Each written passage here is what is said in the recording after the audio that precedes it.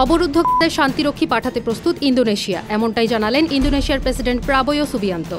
জাতিসংঘ সাধারণ পরিষদের ভাষণে তিনি বলেন, নারী ও শিশুসহ হাজারো নিরপরাধ মানুষের যজ্ঞের মুখে তার দেশ আন্তর্জাতিক প্রচেষ্টায় অংশ নিতে প্রস্তুত। তিনি দ্বিরাষ্ট্র সমাধানের প্রতি ইন্দোনেশিয়ার প্রতিশ্রুতি পুনর্ব্যক্ত করে জানান, ফিলিস্তিন রাষ্ট্রকে স্বীকৃতি দিলে ইসরায়েলকেও স্বীকৃতি দেবে জাকার্তা।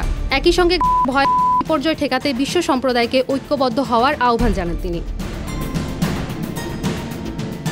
সম্প্রতি টিআরটি ওয়ার্ল্ডের প্রতিবেদনে বলা হয়, প্রাবোয়ো তার বক্তব্যে দুঃখ, ধর্মযজ্ঞ ও চলমান মানবিক বিপর্যয়ের প্রতি গভীর উদ্বেগ প্রকাশ করেন। তিনি বলেন, ভারাক্রান্ত হৃদয় আমরা তার অসহনীয় ট্র্যাজেডি স্মরণ করছি।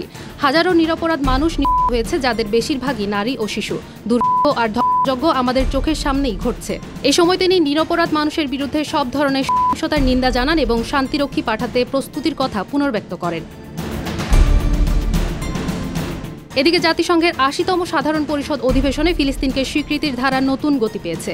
এর একদিন আগে অস্ট্রেলিয়া ও ক্যানাডার মতো দেশগুলোর সঙ্গে যোগ দিয়ে যুক্তরাজ্য আনুষ্ঠানিকভাবে ফিলিস্তিনকে স্বীকৃতি দিয়েছে।